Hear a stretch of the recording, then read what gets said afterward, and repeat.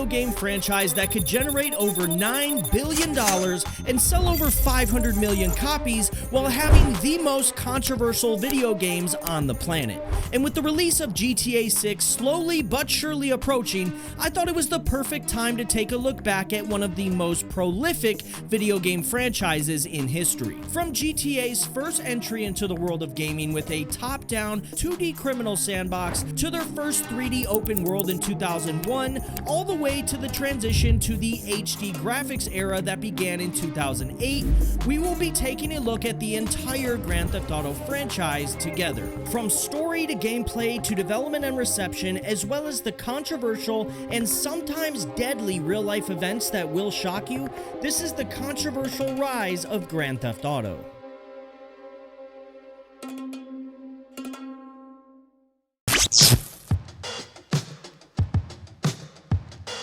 Our story begins in 1997 with the release of the original 2D Grand Theft Auto game. This top-down 2D shooter arguably set the foundation for future GTA games, and here's how. See, originally the game was being developed by DMA Design, the former name of Rockstar North, as a title called Race and Chase, where you'd control a police officer chasing after criminals.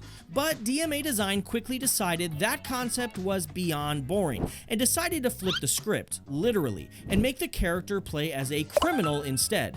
And it is with this change that the core philosophies of GTA get established. DMA Design wanted to focus on a core ideal: give the player the power of choice. And this design ideology extends into every facet of the game, from the 8 optional character choices that are purely cosmetic to the actual gameplay goal of doing anything the player would like in-game to earn enough money to advance to the next level. And yes, I did say levels. See, the modern GTA games that you may be familiar with are open world, but the original GTA game released in 1997 was a level-based top-down shooter. And there were 6 total levels split across 3 major cities called Liberty City, San Andreas, and Vice City, with a very linear progression system.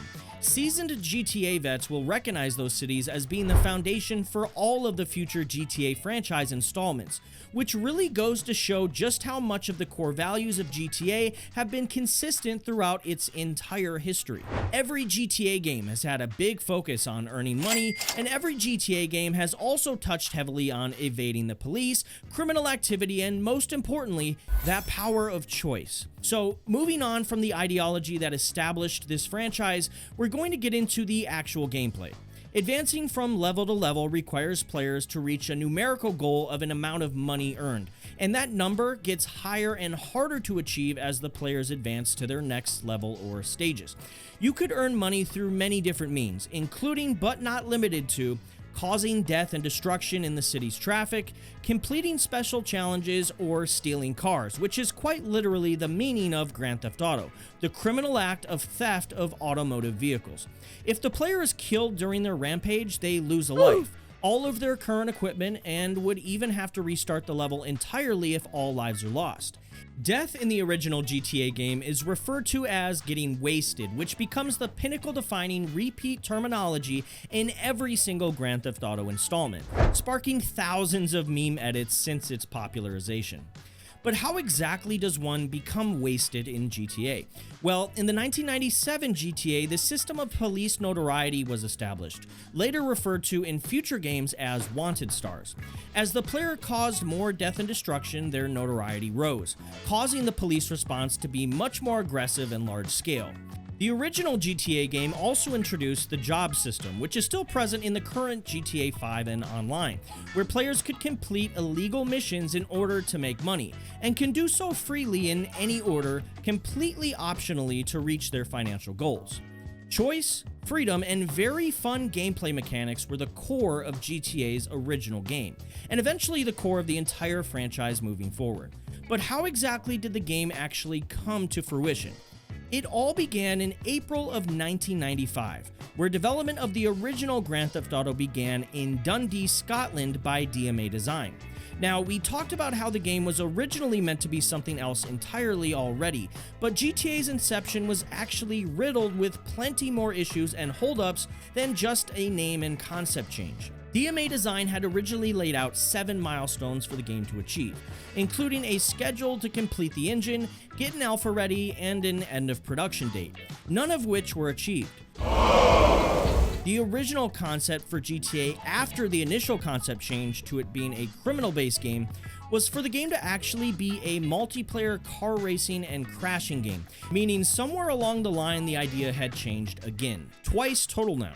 And a lot of that is due to there not being a concrete idea for the game that could actually stick, a problem that became more creatively challenging with how many other games influenced GTA.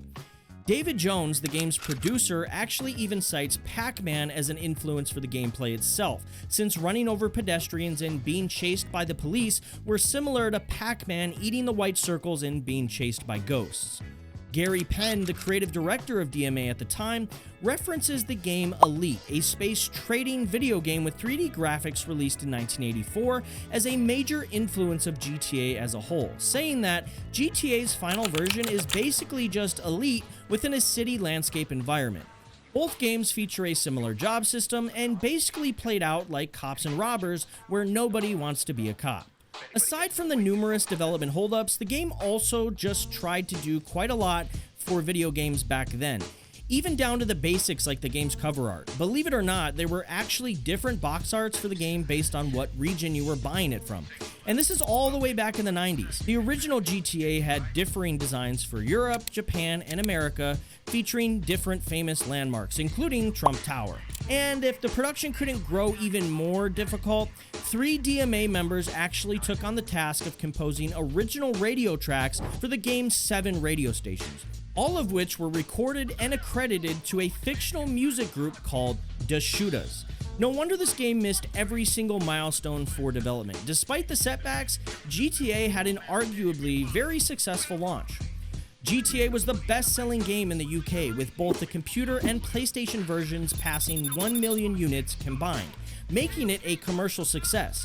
But the reviews for the game were pretty mixed. On one end of the spectrum, some publications like GameSpot gave the game a solid review with an 8 out of 10, praising the game's music and sound design that DMA put tireless effort and countless hours into.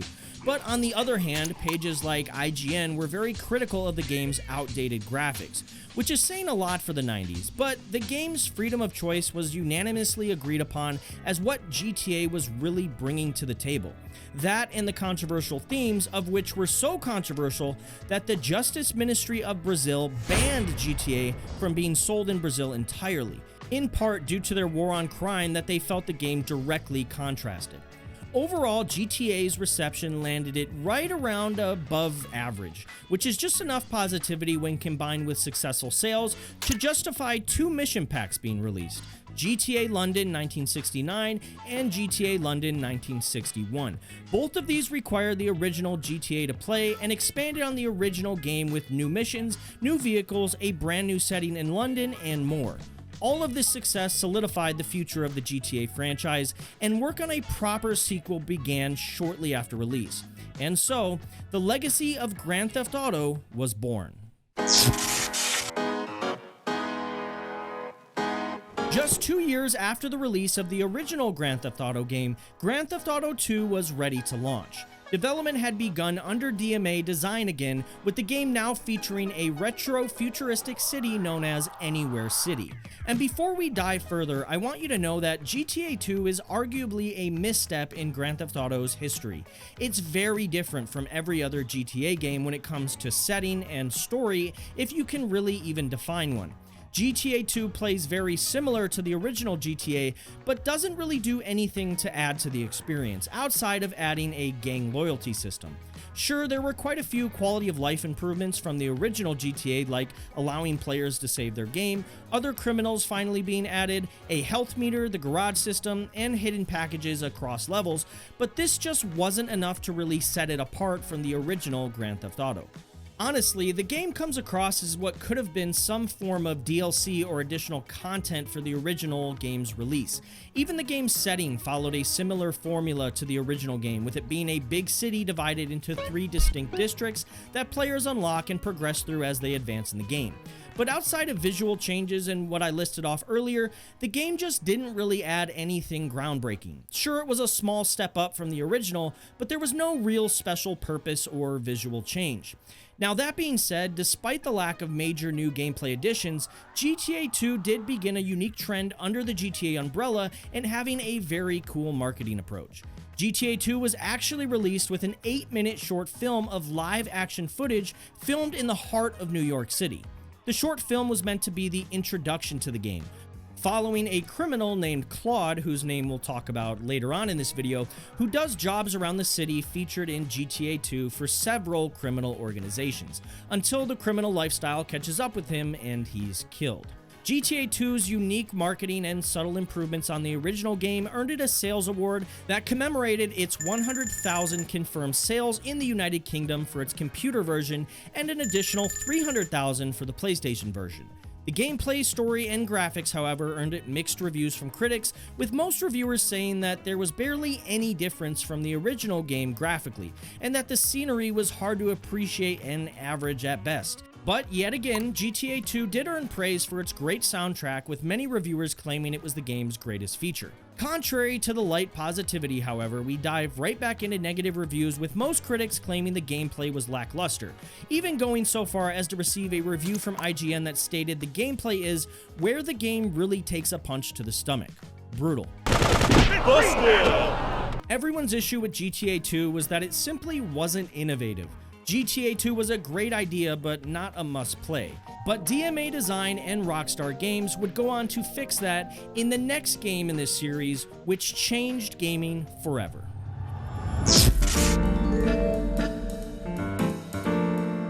So it's now 2001, where Rockstar and DMA Design have the opportunity to capitalize on great sales and reimagine this successful IP.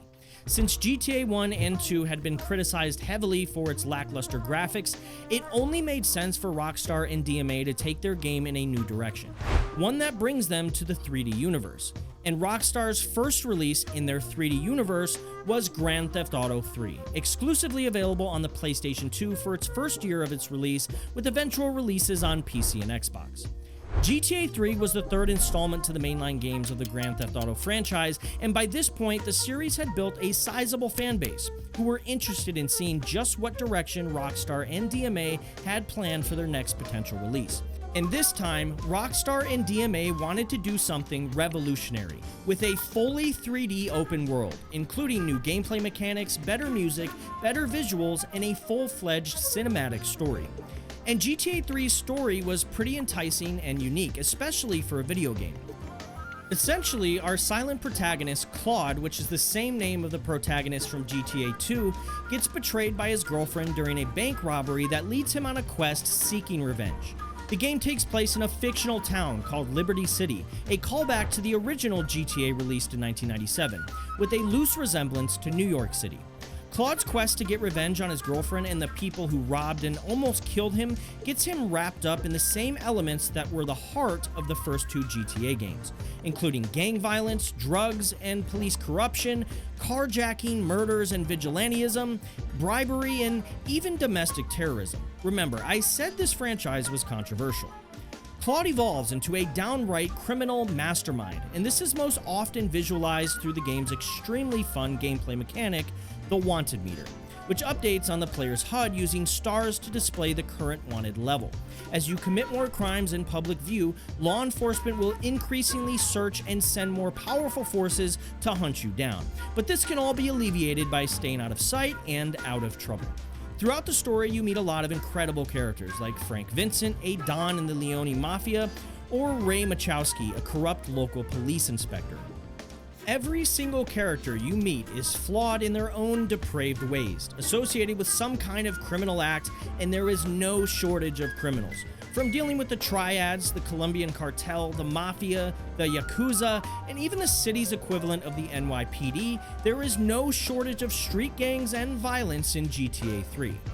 By the end of the game, Claude is successful in finding and killing his ruthless ex-girlfriend, now turned cartel leader, Catalina. by destroying her escape helicopter after numerous violent confrontations. Hey, take it easy, amigo. So now that we got the story down, let's talk about development, which officially began in 1999. The original core development team for GTA 3 had about 23 members from DMA Design, now based in Edinburgh, that worked closely alongside Rockstar Games to bring their vision to life. The idea of a 3D open world game was daunting, with it never really being done before. Sure, for the 3 people out there who study video game history, they might consider 1985's Mercenary to be the first ever open world 3D game. And the 90s did see some games start to explore the 3D open concept, with games like Super Mario 64 and Zelda Ocarina of Time flirting with the concept, but still being nowhere near a true open world experience. There was clearly a growing demand for new technology in gaming, and although Rockstar had a history of successful 2D releases, it was heavily pressuring its development teams across the globe to make a 3D open world game possible. So, the teams at DMA and Rockstar began working on GTA 3 with the intent to release on the Dreamcast, but changed course to focus on a release for the PlayStation 2 instead. And I mean, who could blame them? The PlayStation 2 was wildly successful in riding the hype of its previously successful older brother, the PlayStation. Side note, believe it or not, GTA 3 was actually offered to Microsoft first as an Xbox exclusive, but Microsoft fumbled the bag entirely, declining to take the game on due to the adult graphic and violent nature of the game. Development was proceeding surprisingly smoothly. By 2001, the entire city of GTA 3 had been designed, including many of the cars and weapons planned for the game, with a concrete direction finally being decided upon. DMA was going to follow in the footsteps of previous GTA games and make their version of a crime simulation game. Now, when we talk about 3D open worlds, it's incredibly important to talk about design. See, at this point in history, graphics had become almost as important as story and gameplay elements. And when it came to GTA 3, the goal of the art team behind the game was to revolutionize the 3D open world genre by making GTA 3 more than a thing you played, and instead trying to make it a place you lived in. The goal was to make a living, breathing 3D world using the power of Criterion's game renderware game engine and the new immense graphics capability of the PlayStation 2. See, the PlayStation 2 introduced the ability to use DVDs rather than CDs, and in layman's terms, it essentially means more storage and data, which is super important for things like animation, graphics, and music.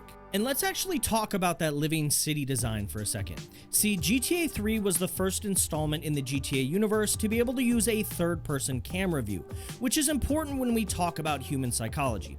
Third-person POVs help players and viewers alike to make a better connection with the characters they're witnessing because the characters are constantly on the screen. It's easier to judge how a person or character feels by being able to witness their actual reactions and body language in real time. You connect with the character, but never actually feel like you are the character, so it's easier to assign blame for the choices we ourselves make, while also feeding further and deeper into roleplay elements. And in a game like GTA 3 that starts off with such an emotional initial opening act, it's almost a no-brainer to tie that compelling story into a third-person perspective. And DMA's design choices that took player experience into account didn't stop there. It's estimated that the game had over 80,000 voice lines. The team also put in the effort to make a realistic radio system with about 3.5 hours of in-game radio material, including a huge library of different genres of music to make skipping through the radio feel like a way more realistic American experience. This game screamed attention to detail and truly was a combination of a development studio's passion and work ethic combined with a strict and rigorous work environment instilled by Rockstar Games. Players could drive any vehicle they saw. There was a large variety of weapons. You could attack anyone or anything, which had rarely been seen in gaming before. You could almost go anywhere and do anything. The absolute freedom of this 3D open world was completely unparalleled and had never been seen before. But it wasn't all about freedom, because the actual missions were a blast as well. From missions like Mike Lip's Last Lunch, where Joey gives you a mission to steal Mike's car, equip it with a car bomb, then return the vehicle only to sit and wait for Mike to get inside and watch the car and Mike explode. Or the mission called Waka Gashira Wipeout, where you frame the Colombian cartel by murdering a Yakuza gang member.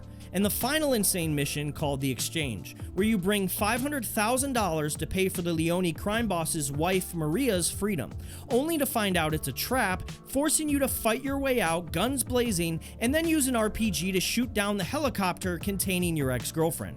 This game is something so groundbreaking and so special that only a company like Rockstar could make something like this an actual reality.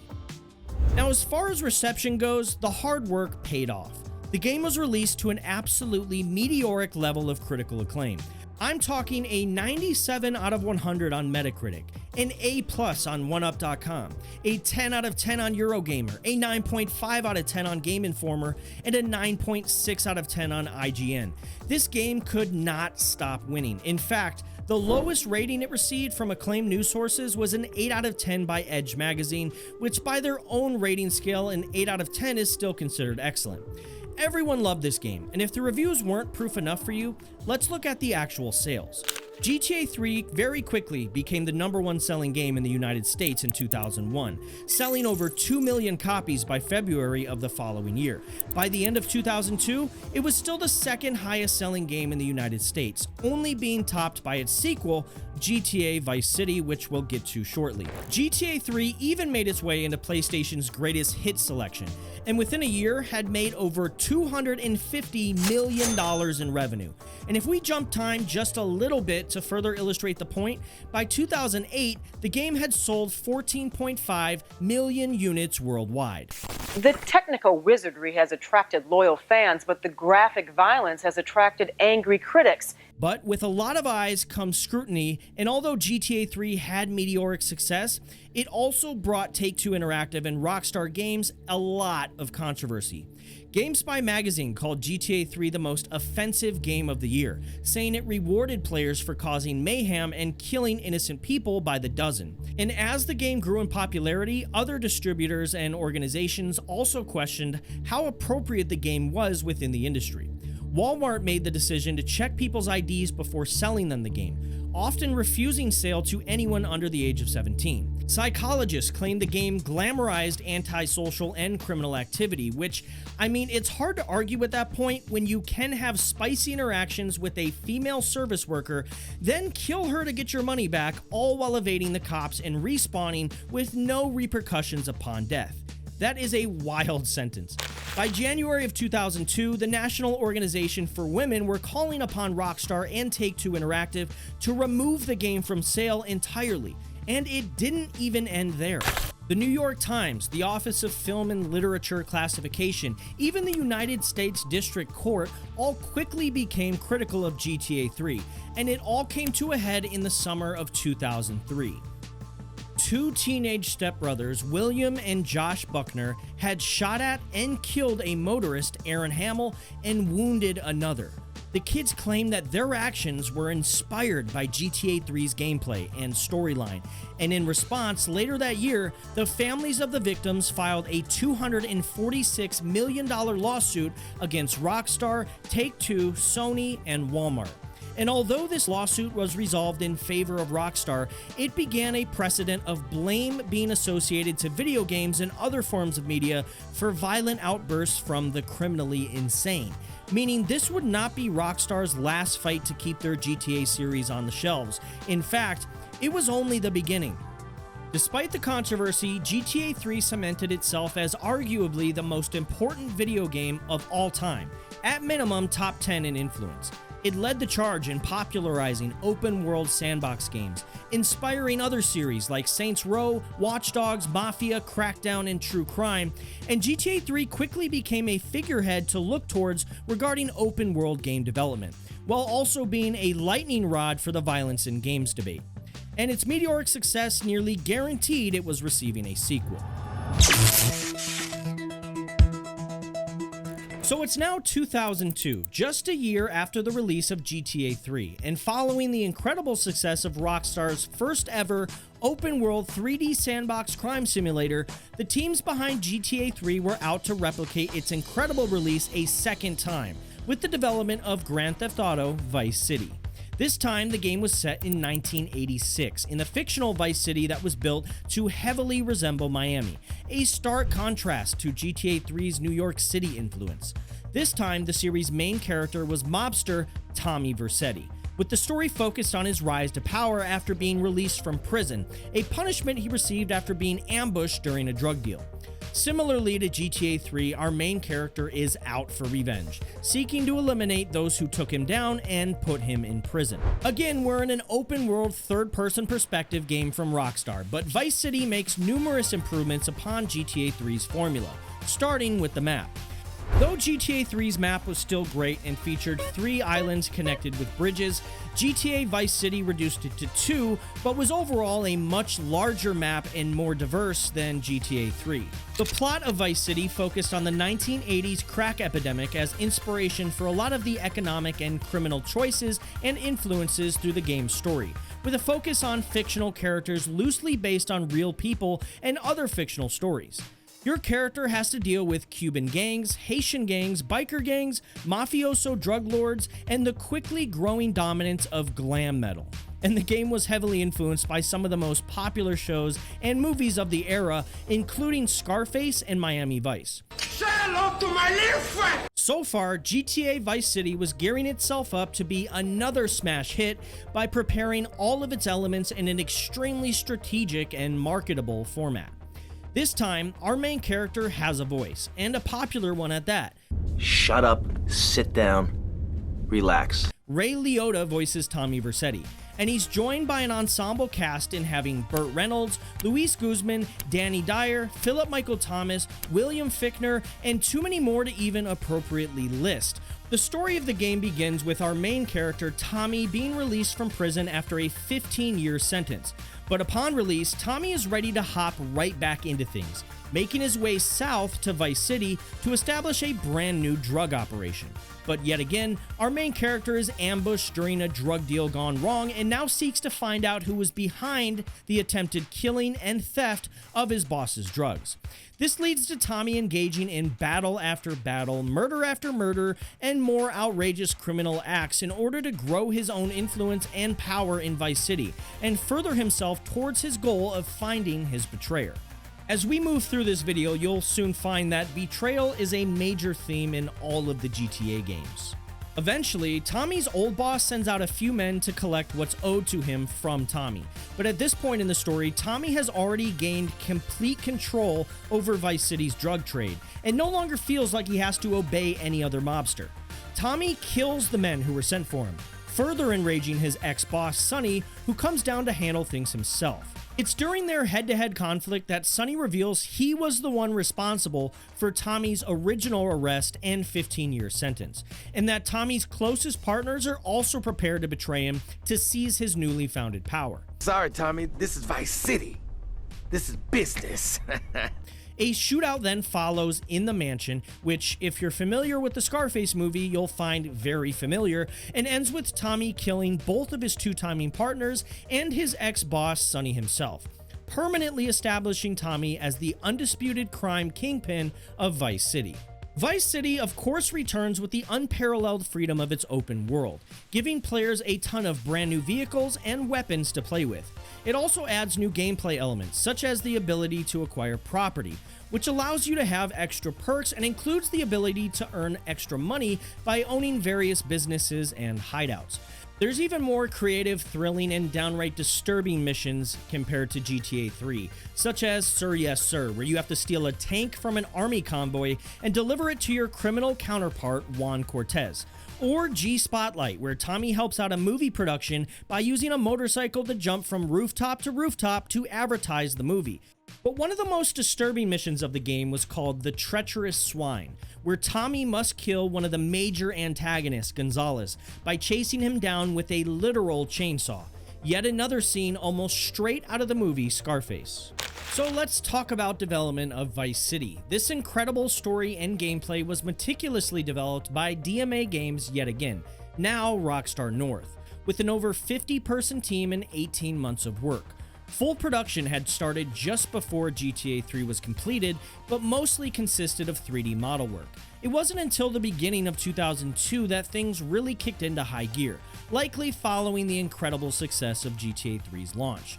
At the time, GTA Vice City was in consideration of just being an expansion pack to GTA 3, but after numerous discussions and debates, the team decided on making their concept an entirely standalone game, and thus, Vice City was properly born.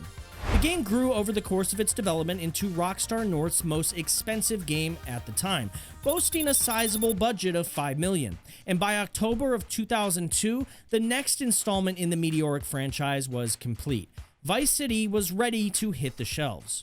And again, we see how a labor of love is almost always rewarded in the history books, with the game receiving multiple perfect scores from Eurogamer, Game Informer, and more game reviewers. And when it didn't receive a perfect score, it came pretty damn close, with 9.7 out of 10 from IGN, 95 out of 100 from GameSpy, a 9.6 out of 10 from GameSpot, and a 95 out of 100 on Metacritic. People loved the game's sound design and music choices, as well as the open world design again, but the controls were often critiqued as not the greatest. The development philosophies adopted in GTA 3 and further expanded upon in Vice City led to magazines making reviews stating things like, "The game's missions give the player a stronger feeling of being inside a story within a world that truly exists."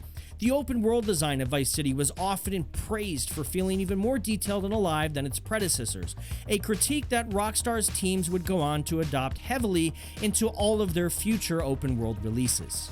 And the award nominations quickly flooded in following the reviews. 6 nominations at the 6th Annual Interactive Achievement Awards, an Action Adventure Game of the Year nomination the following year, 8 nominations and 6 awards from the first British Academy Game Awards, a win for the Best PlayStation 2 Game at the Golden Joystick Awards, 500,000 copies sold in 24 hours, 1.4 million in 2 days, with over 300 million earned by 2006 alone. It was clear that GTA Vice City just couldn't stop winning.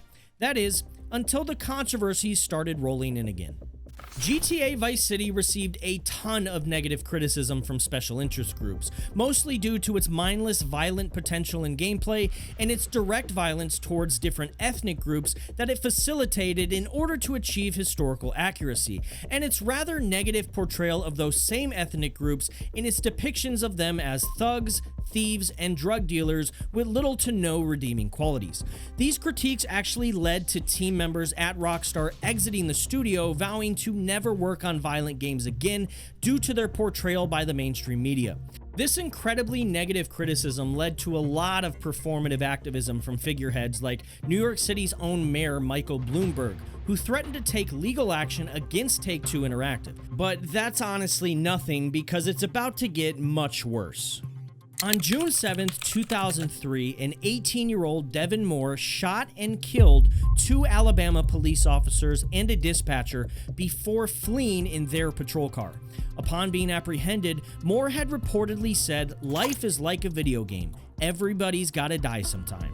Despite the absolute insanity of his statement, a $600 million lawsuit was filed against Rockstar Games, Take-Two Interactive, Sony Computer Entertainment, GameStop, and Walmart, claiming that Moore had frequently played Vice City and his experiences in the game led to him committing the crimes associated.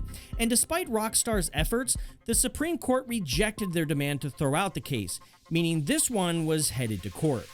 Fortunately for Rockstar, this particular case and the monumental suit against GTA 3 was being helmed by the same lawyer, Jack Thompson, an alleged anti-video game activist. We'll be using the term alleged quite often to avoid any legal repercussions. So allegedly speaking, Jack Thompson removed himself from the case in November of 2005 due to alleged unprofessional conduct, which may have allegedly helped lead the case in favor of Rockstar and Take-Two Interactive, leading to an eventual summary judgment in their favor, which is legalese for "there's no real dispute here, so no trial is necessary." And in truth, there really was no case to be had. It's incredibly hard to pass judgment against one sole factor as the motivating cause for something as emotionally complex as human beings deciding to do something as outrageous as murdering 3 police officers. Is GTA Vice City violent? Absolutely. Should it be blocked from sale to minors? Absolutely. But should it be considered responsible for real-life actions taken by human beings that result in murder, or worse? Well, that's for you to decide, and speaking of decisions, Rockstar and Take-Two had a massive one to make after their second smash hit.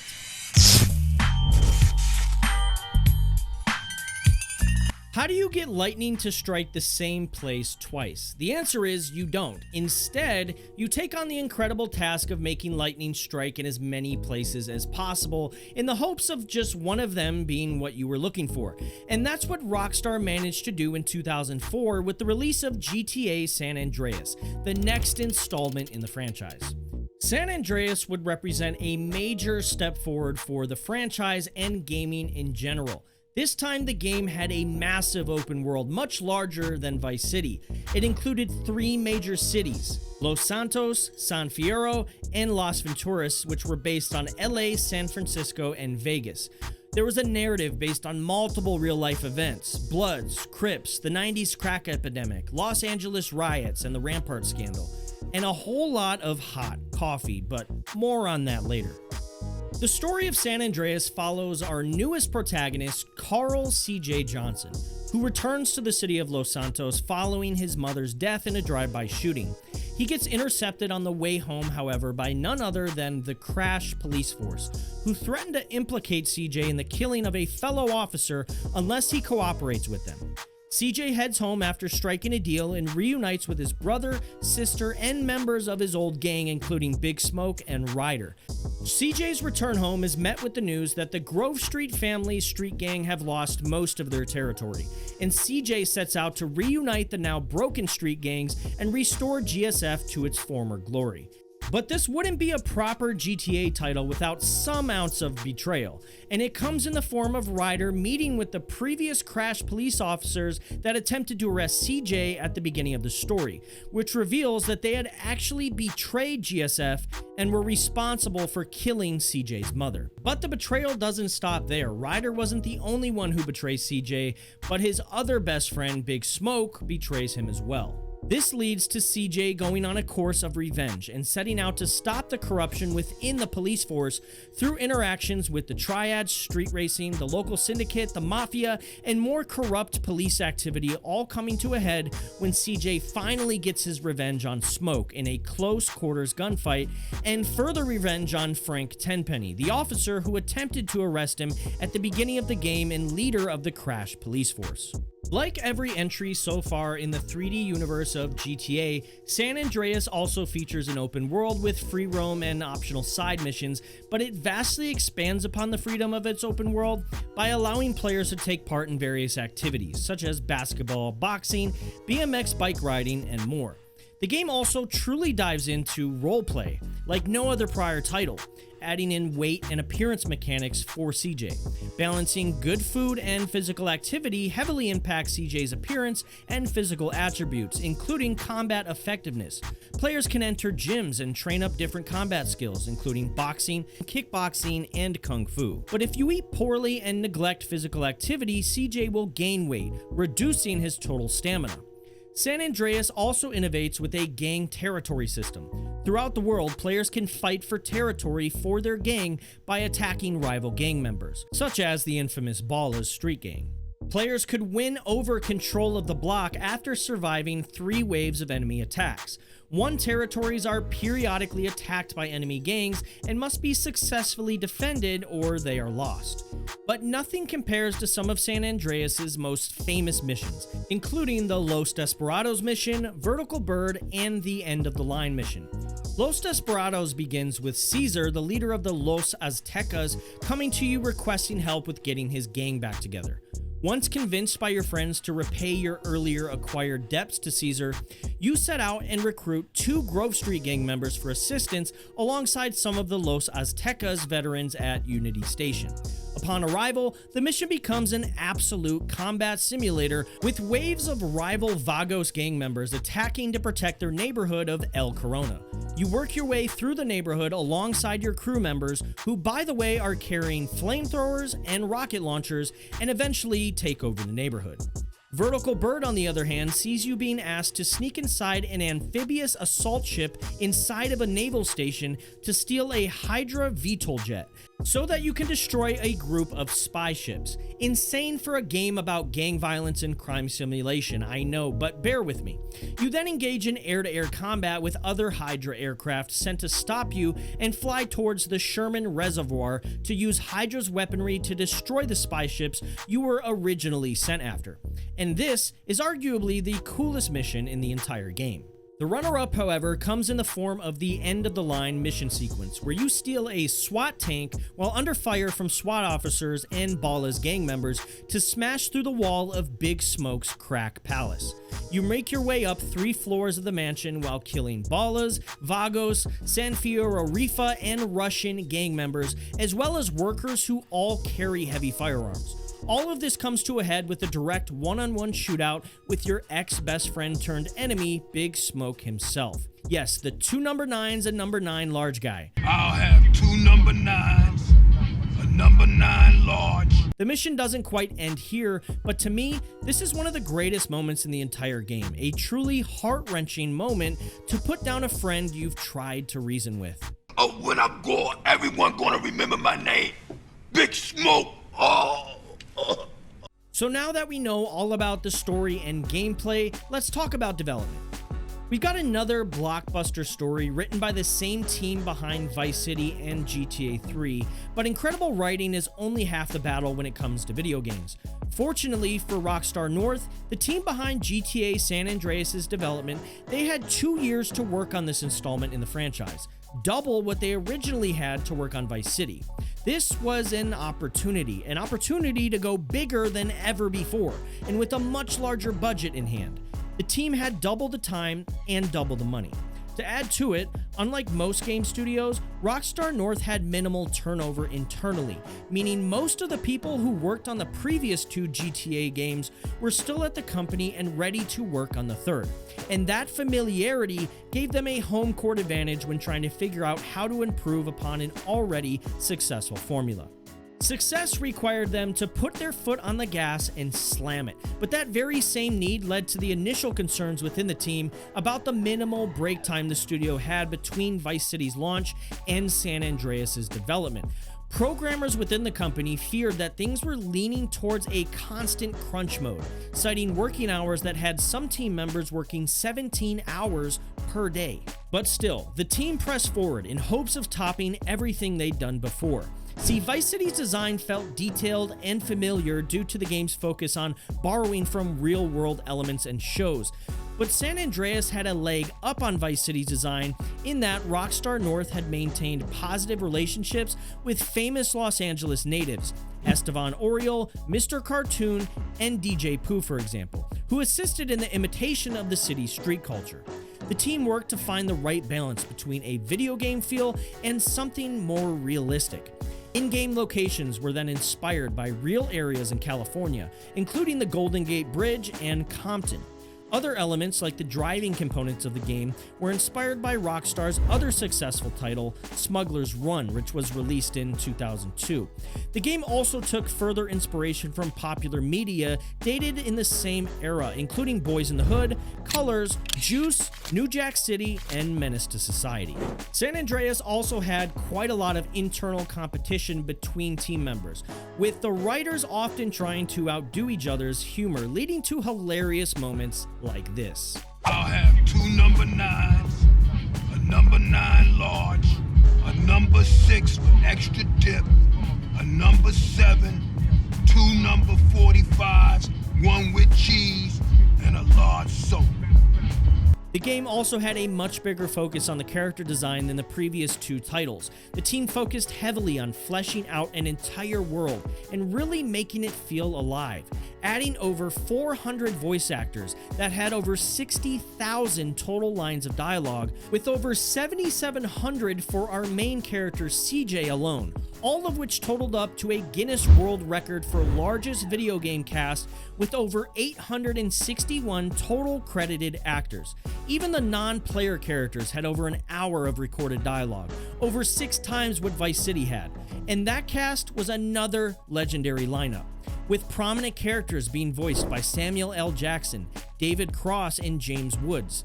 but the shining star among all of them was Rockstar's choice for the voice of CJ, the character they wanted to be the most relatable, realistic, and human. That choice paid off in the form of centering the character around young Melee, a rapper and producer based out of Los Angeles.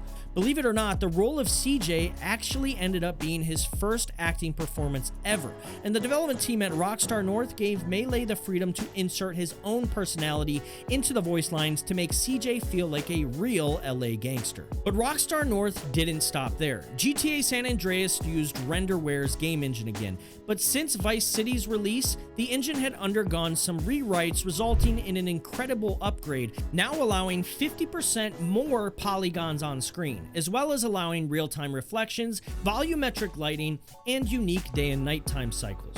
And Rockstar North made sure to put the upgrades to good use, designing over 16,000 unique objects and buildings. Rockstar had improved after Vice City drastically. GTA San Andreas had tons of voice lines, tons of models, and even an upgrade in the musical department in the form of a partnership with Interscope Records to design the soundtrack. You know, the record label that owned Death Row Records and had artists underneath it like Dr. Dre, 50 Cent, Eminem, Limp Bizkit, Blink-182, and the Black Eyed Peas. GTA San Andreas had everything it needed to be an absolute smash. So with that being said, let's talk about reception. The numbers really speak for themselves. San Andreas somehow managed to outdo Vice City and GTA 3 entirely, receiving near-perfect scores from every single publication. 10 out of 10s across the board. 9 out of 10s, 9.6 out of 10, everyone loved this game.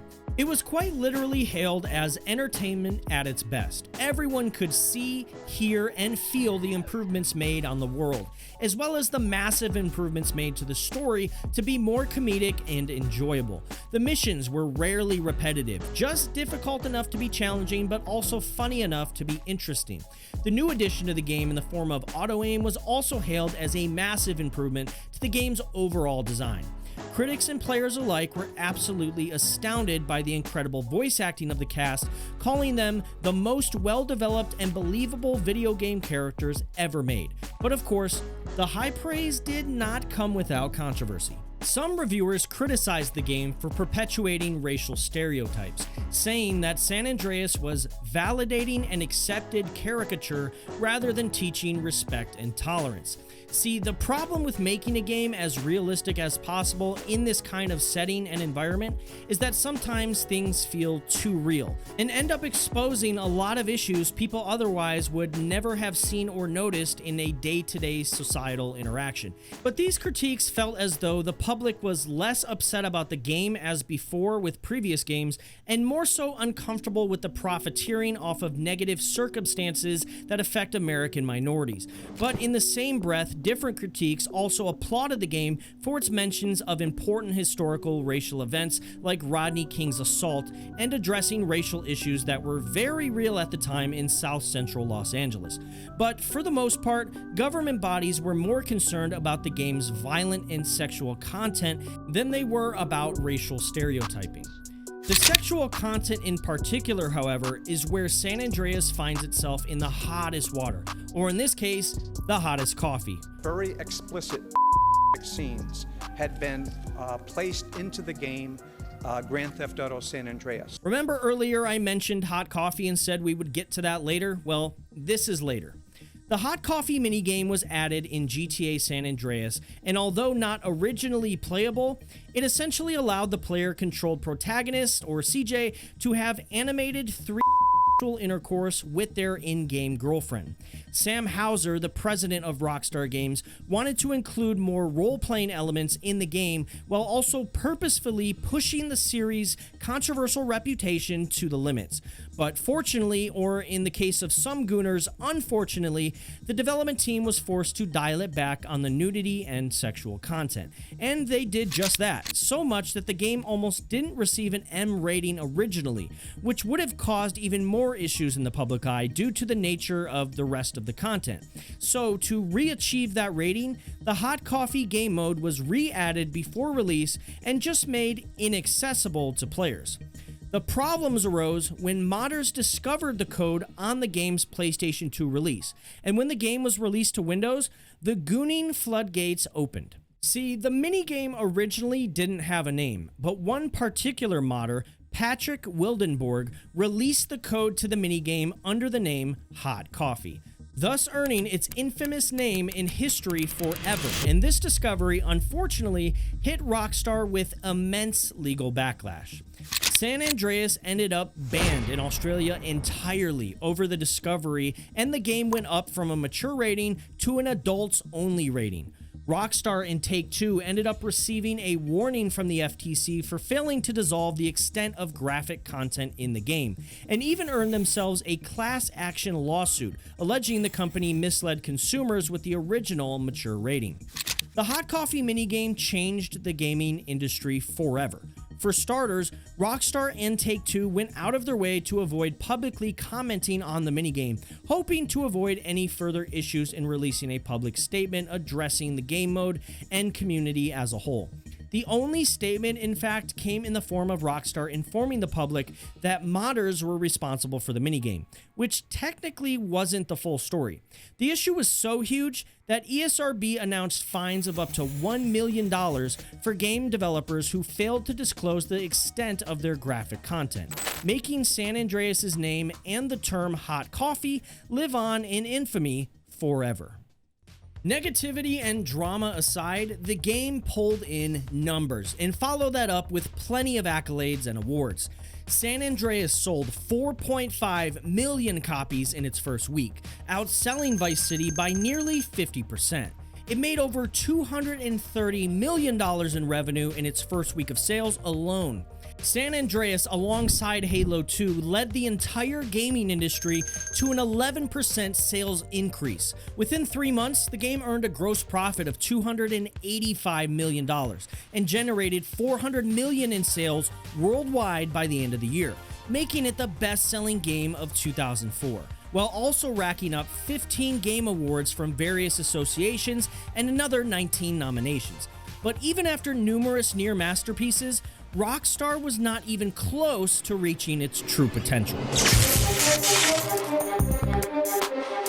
GTA 4 was the next release in the franchise, and its development began soon after the official release of San Andreas, and this time was a global effort between many of Rockstar's studios.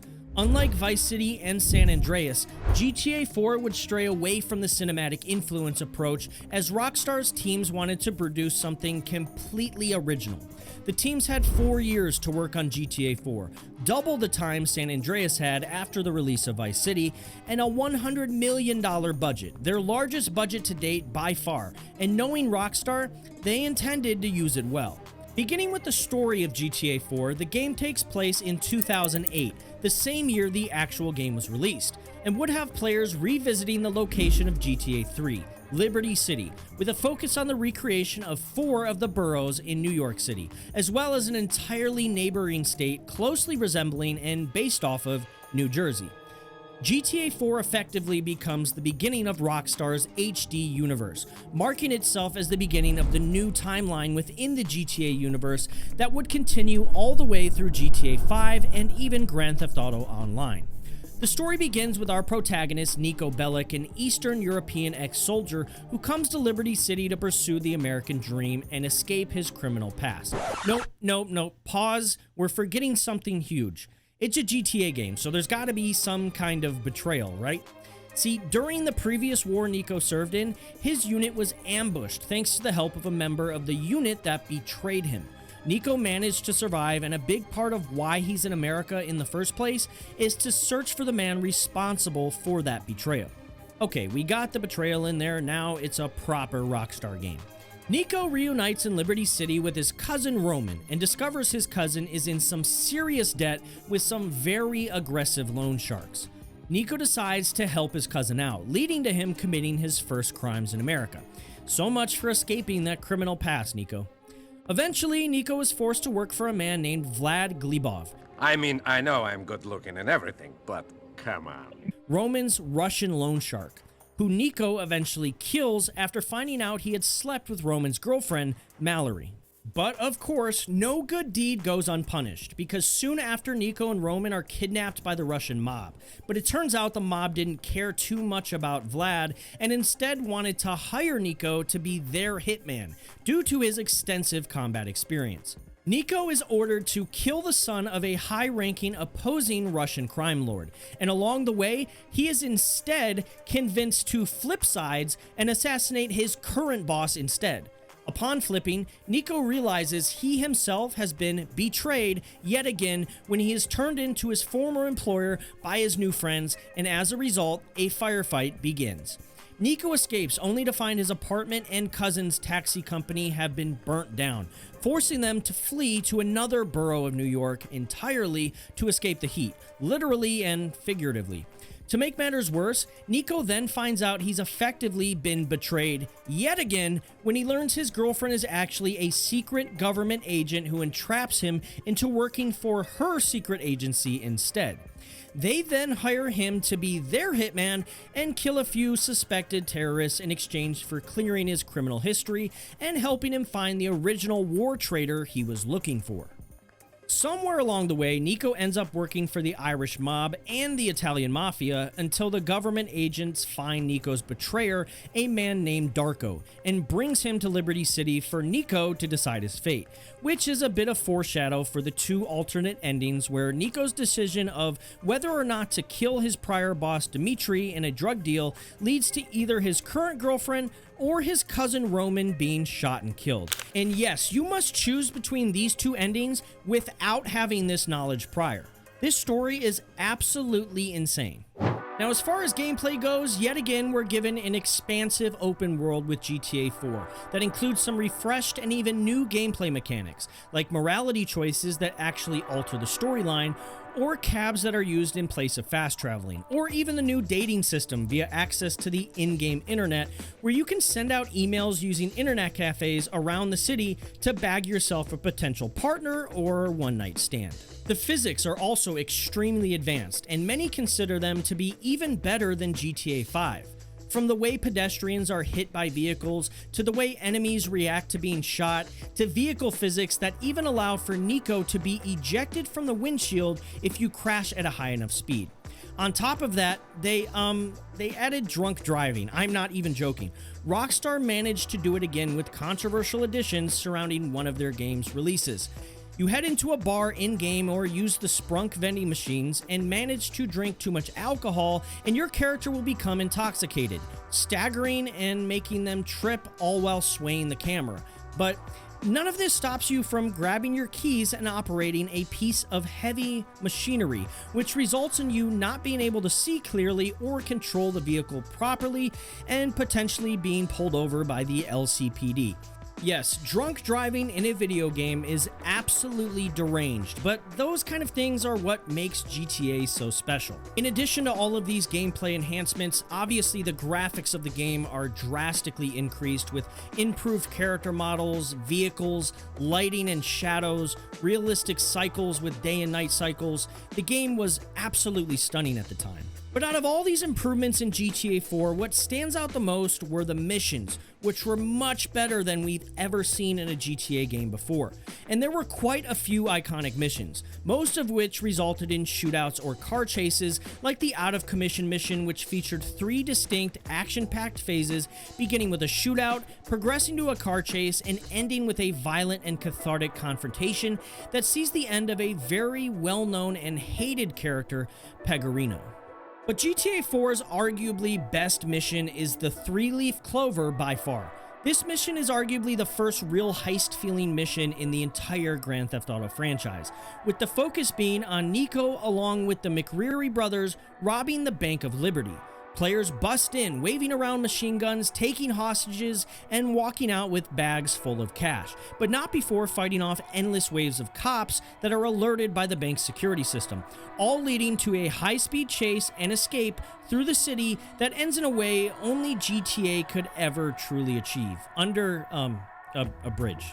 Yeah, that's how that mission ends, actually. GTA 4 also added an online multiplayer mode for the first time in the series. Though it doesn't compare to what GTA 5's multiplayer offered, which we'll get into later, it was a fun addition to the game. Players could play with up to 16 players on console and 32 on PC, and could enter free roam mode or participate in various competitive game modes like deathmatch, races, and more. GTA 4 is without a doubt phenomenal. Another home run from Rockstar that would certainly lead to another occult following behind the game. But how did the development team pull off this monumental achievement? Well, Rockstar's president, Sam Houser, the Gooner Supreme from earlier in the story, felt that following up San Andreas was a nightmare. Rockstar North's team had grown to 220 people, and they had decided to work alongside other studios owned by Rockstar Games to develop GTA 4, resulting in a development team of over 1,000 people. And despite the sheer amount of hands working on this game, somehow core team members were still consistently pulling 12-hour days without holidays or vacations, and of course, none of these hours were wasted. Since the game was based on New York City and Jersey, a team was assigned to go out and take over 100,000 photos of the city, as well as collect hours of videos to model the design after, including videos of basic things like traffic patterns, architectural plans for apartments, city block layouts, sales figures for models of cars, and even books detailing the city's infrastructure. Everything about New York was cataloged for this project to make it feel as real as possible. Liberty City was often described as the biggest character of the game, and although the map overall was smaller than San Andreas, it was far more detailed. The script itself for the game was about 1,000 pages long, with 660 voice actors, 80,000 lines of dialogue, and even used a brand new game engine, the Rockstar Advanced Game Engine, or RAGE for short, which worked alongside some elements included from the Euphoria software engine. Character movements were recorded via motion capture, and even used teleprompters to allow voice actors to better and more realistically read their scripts. Over 100 moves were captured per day of production, which is honestly crazy for a video game. Then we get into music production, where Rockstar contacted over 2,000 artists and managed to obtain licensing and publishing rights to include their songs in the game, because the music had to match what was popular at the time to truly represent New York without feeling dated. Each song ended up running Rockstar as much as $5,000 per composition, with an additional $5,000 per master recording per track. A unique detail comes in the form of San and Dan Houser's father, Walter Houser, who provided some classical music tracks for the game as well, since he was a jazz musician. Even the art design was refreshed for the game, with Rockstar taking an approach to follow the trend of high-definition graphics and move towards a more realistic style rather than cartoon style.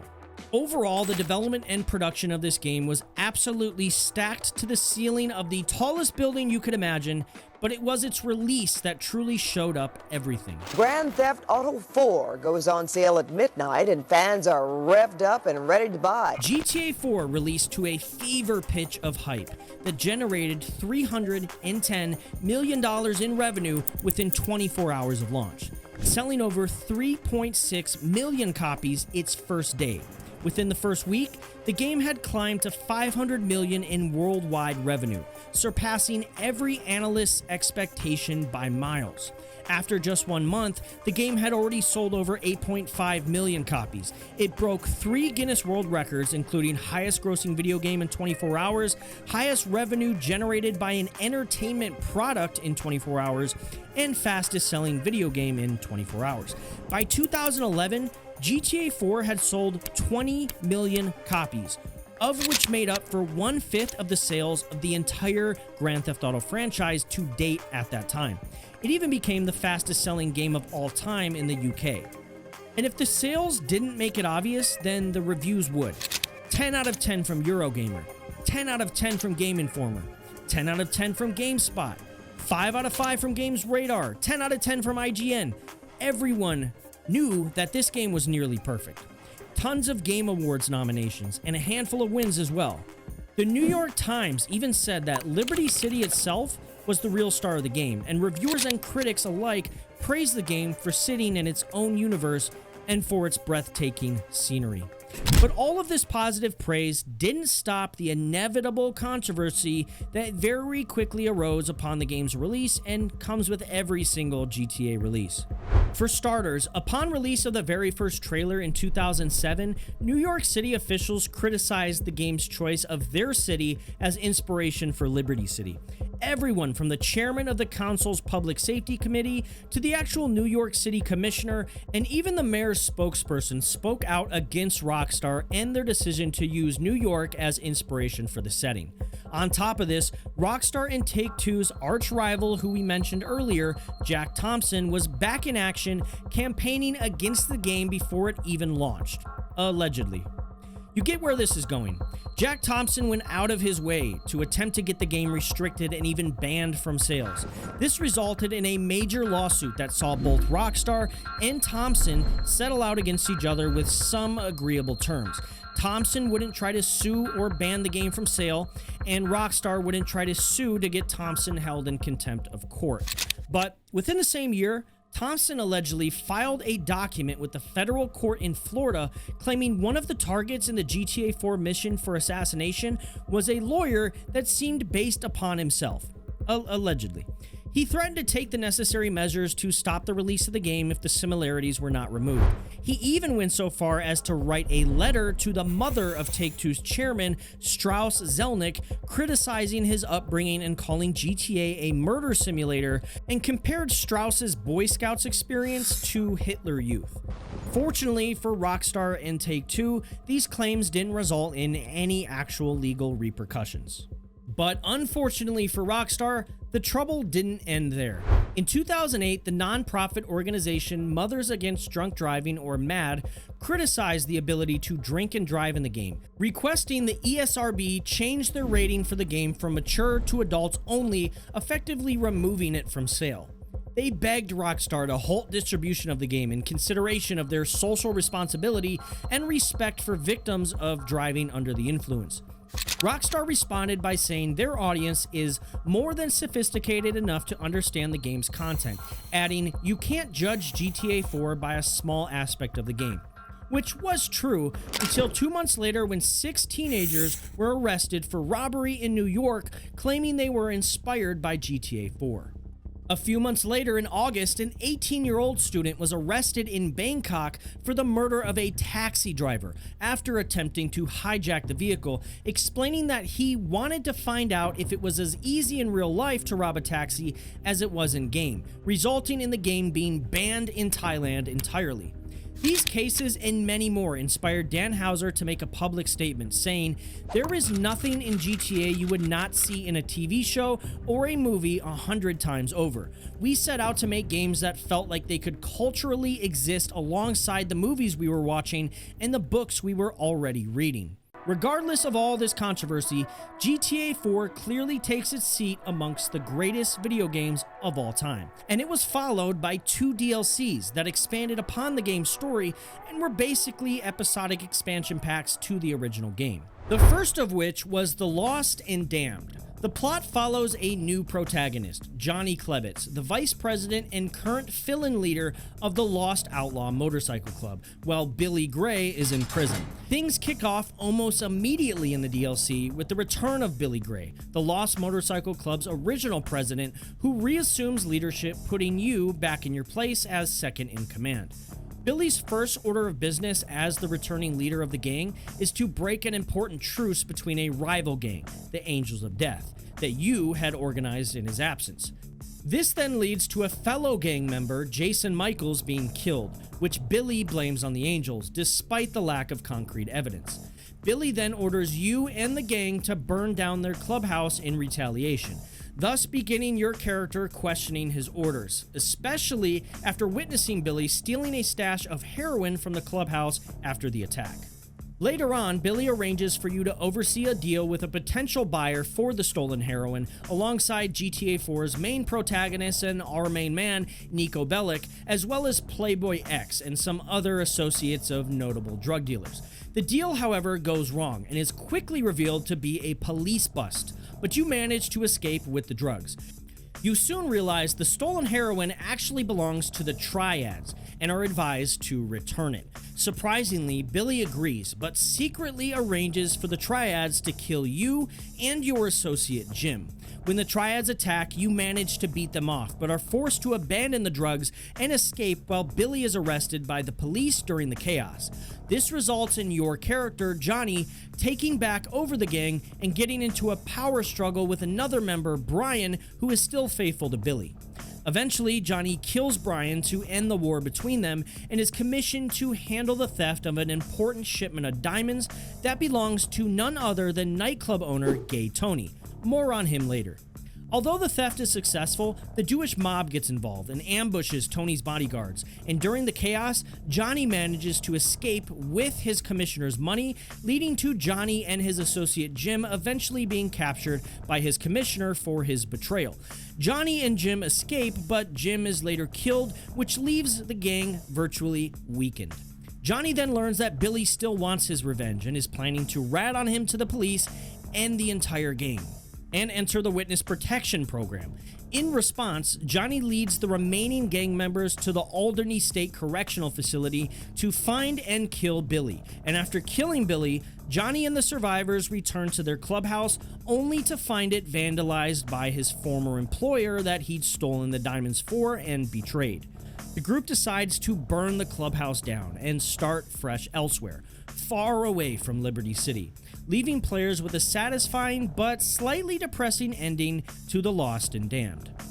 The DLC received positive reviews, averaging a solid 85 out of 100 across all reviewers combined, although it was criticized heavily for its opening cutscene for the mission politics, including a full frontal nude scene of a grown man facing the camera. From here, we move on to the Ballad of Gay Tony, the second half of the episodic expansion packs to GTA 4.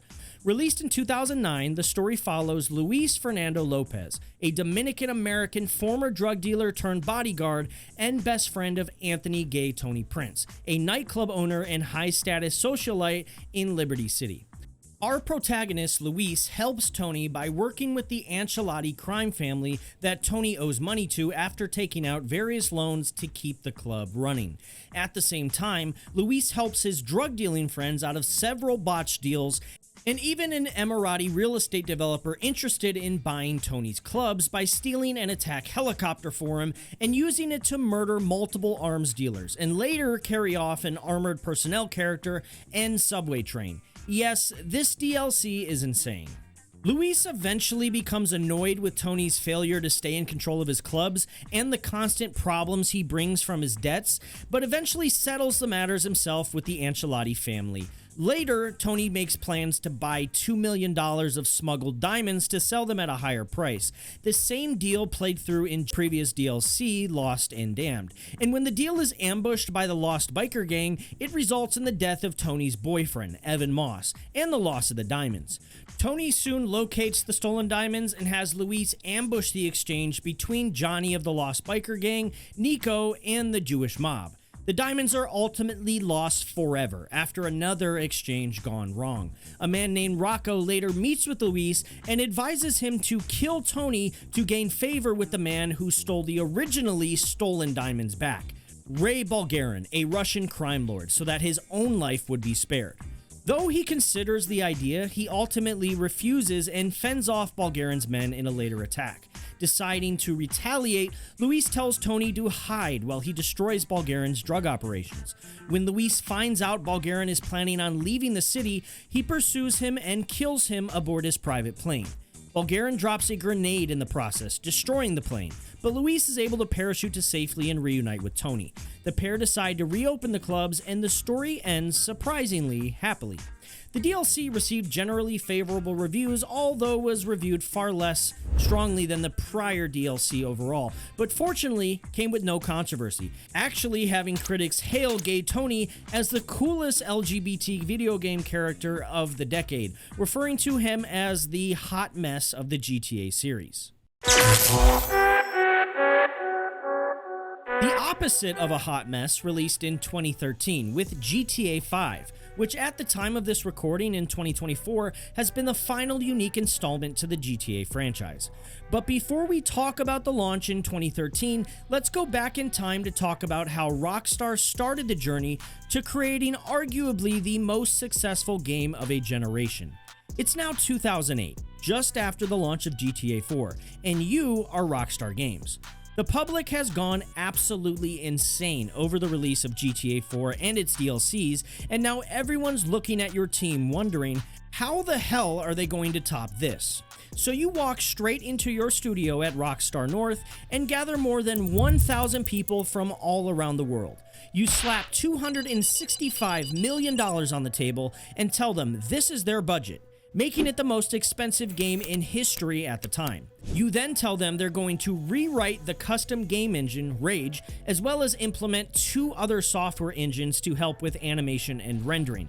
You then tell the entire team they've got 5 years to make something bigger and better than not only GTA 4, but all other nearly perfect Rockstar games that have come out recently, like Red Dead Redemption and Max Payne 3.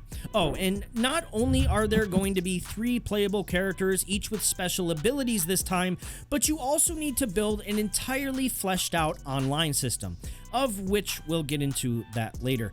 Your team looks back and nods, and all of you agree to make the best game in the world.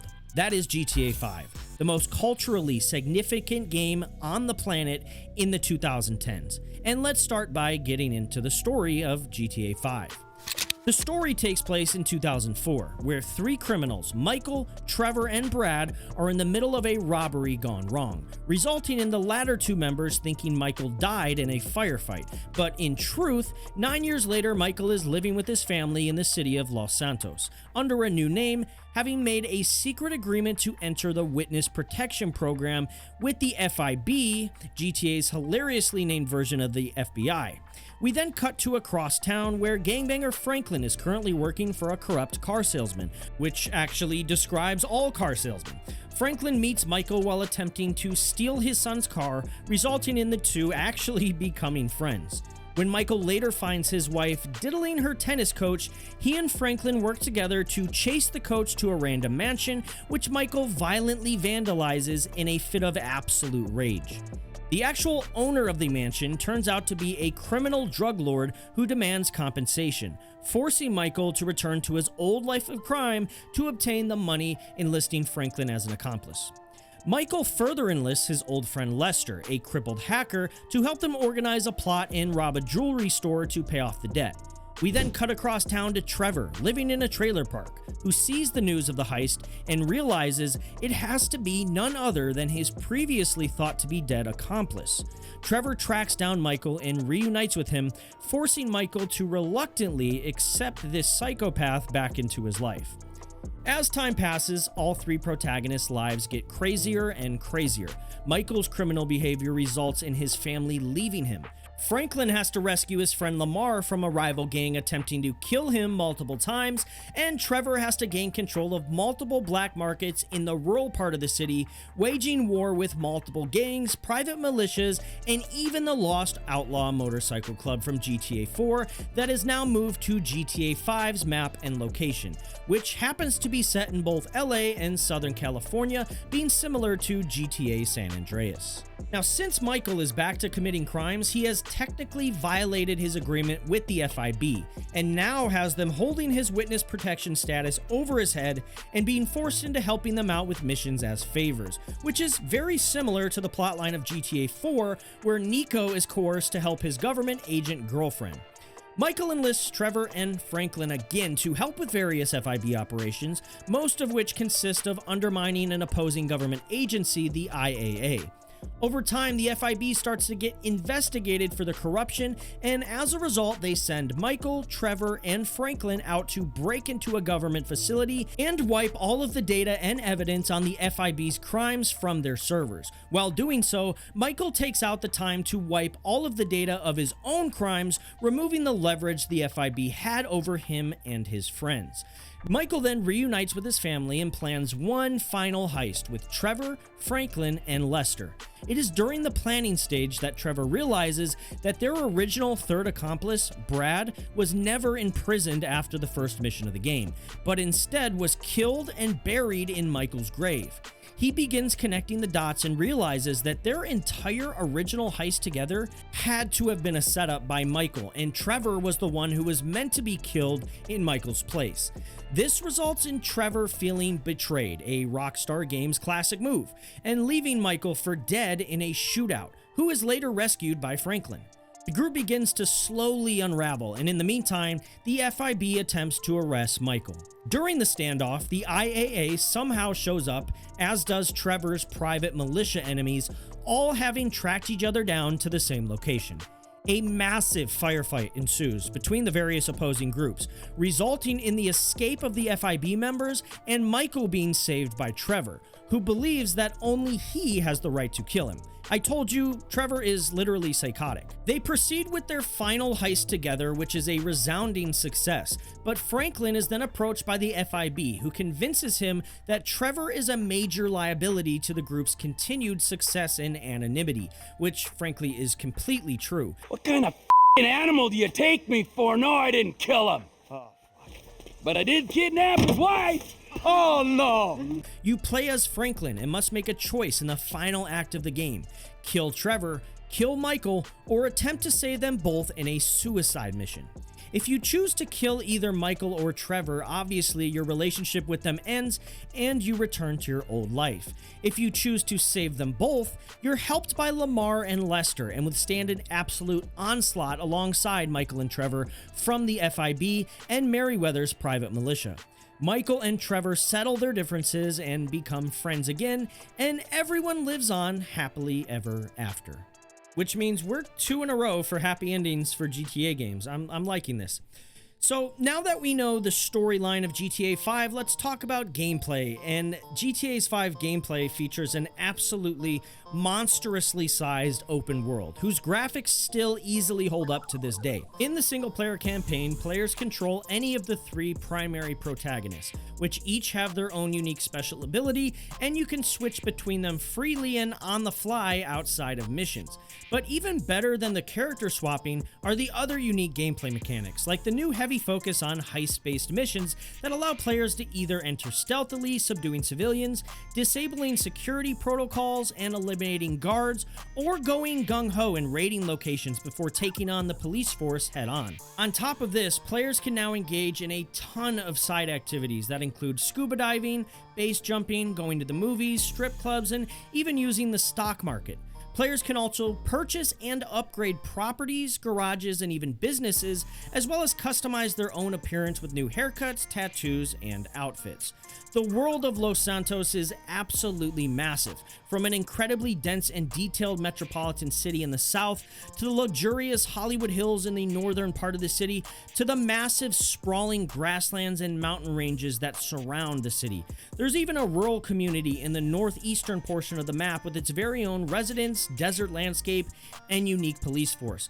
There's forests, swamps, canyons, deserts, and so much more just waiting to be explored. Even today in 2024, it still remains as one of the most impressive open worlds ever seen in a video game. It's a striking recreation of Southern California and really couldn't have been done any better. It's that good. But what is a massive and beautiful new open world without a host of amazing missions? Some of the best missions in this game are arguably the Polito Score, Derailed, and the Jewel Store Job. However, I'll also give an honorable mention to Lamar Down, one of the rare few non-heist focused missions in this game that really stand out. The Polito Score features our protagonist trio using military-grade armor and miniguns to steal $8 million from a local bank, which causes them to have to take on the local police force and the army, fighting off tanks while awaiting rescue. This mission is the epitome of the walk 'em down playstyle that the GTA franchise has encouraged, and combining it with the layout and gameplay of a heist makes this action-packed murder spree nothing short of extremely entertaining and fun. Alongside the Polito score, we have the Jewel Store Job, an incredibly fun heist that features the new heist mechanic of choosing your crew before entering and picking between multiple options of how to pull the heist off before attempting it. You could rob the jewelry store by posing as a fumigation company, or treat the entire ordeal as a straight-up smash and grab. Regardless of your choice, you will be dealing with the cops in a high-speed chase that even leads you underground through the city's rail and sewer system. Right behind that, we've got Derailed, a mission focused on using a motorcycle to board a train that you'll need to then hijack and take control of to crash it into yet another train at an exact location, which then leads you to stealing the valuable contents and being chased by helicopters and boats as you engage in a river chase while in a dinghy. Yes, this game is wild, and that's why people love GTA so much. It's also worth noting that an updated version of GTA 5 for current-gen consoles was released in 2014 for the Xbox One, PC, and PlayStation 4, and this included various improvements to the game and even some new additions, one of which was a full-fledged first-person mode which made GTA more immersive than ever. And after that updated version, we even got yet another updated version for this generation consoles, including the PS5, Xbox Series S, and a much updated version for PC. We've been playing GTA 5 for a very long time.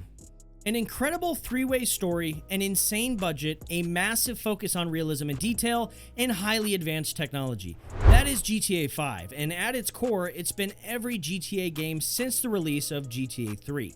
But how did the public feel about it? Reviewers and critics alike gave GTA 5 a resounding hell yes. 10 out of 10s nearly across the entire board. People loved the multiple lead character angle the game's story took, and called the game a generation-defining colossal feat of technical engineering.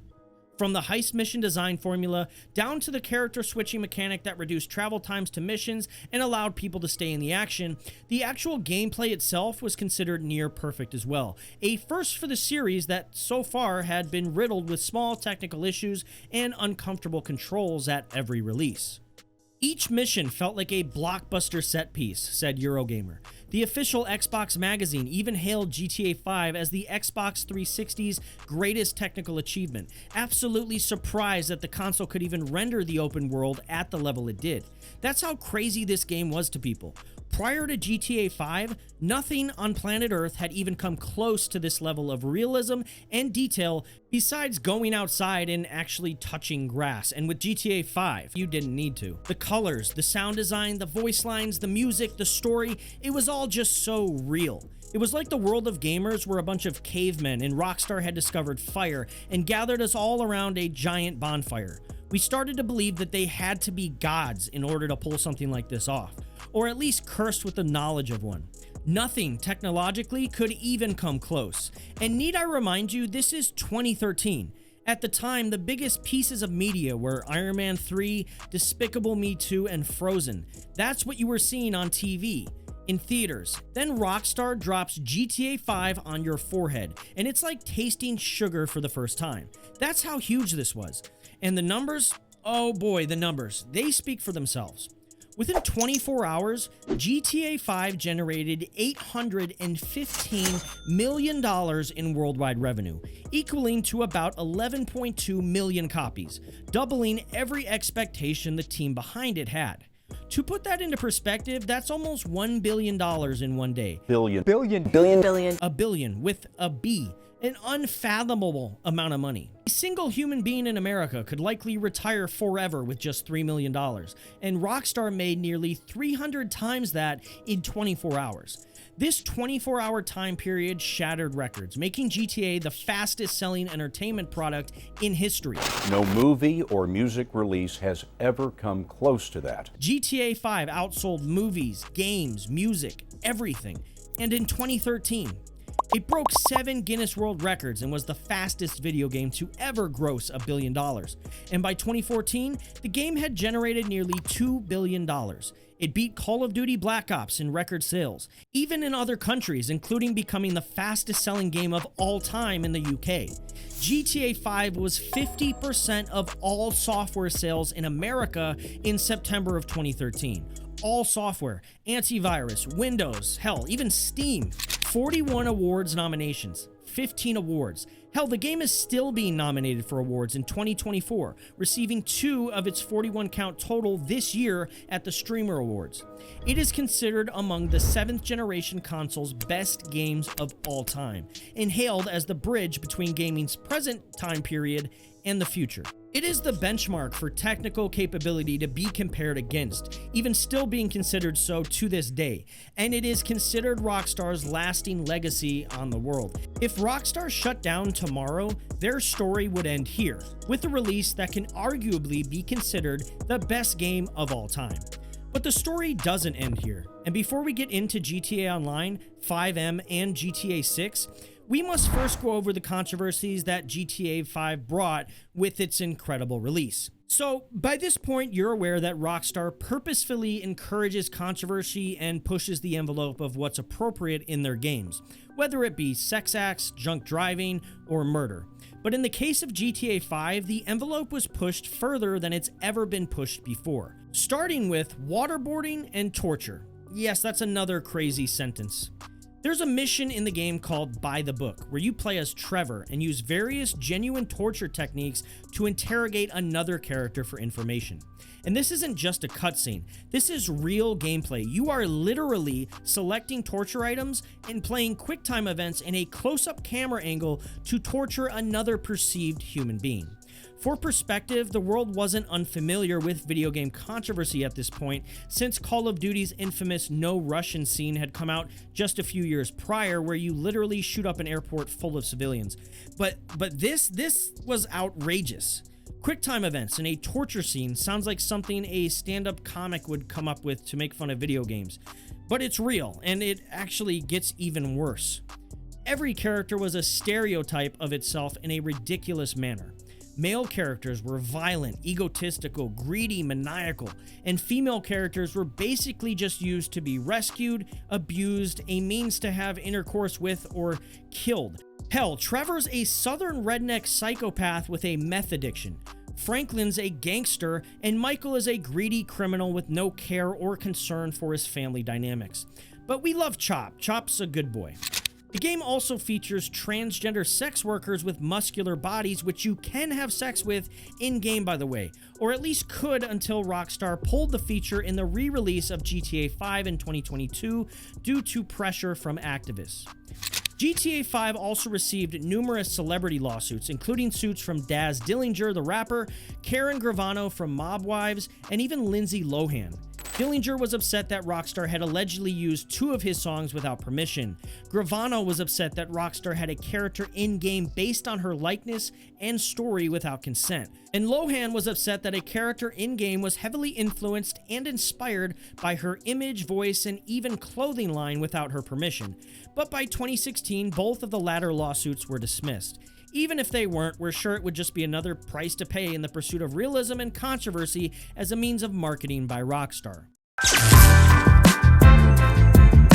So what now? You've broken your own records time and time again, Rockstar. You've pushed the boundaries of technical capability. You've dominated the entire entertainment industry. You've pissed millions of people off while simultaneously having millions of people fall in love with you and back your company and its products. Where do you go from here? For a while, we're not even sure Rockstar knew what the plan was. GTA 5 was so successful, it stayed successful.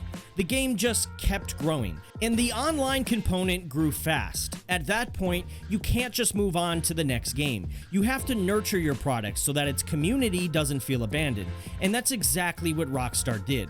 So much so that it actually began to aggravate critics and fans alike who just wanted a new game. But once we get into the numbers, you'll realize you'd have probably made that same decision too. But first, let's talk about what GTA Online and 5M actually are.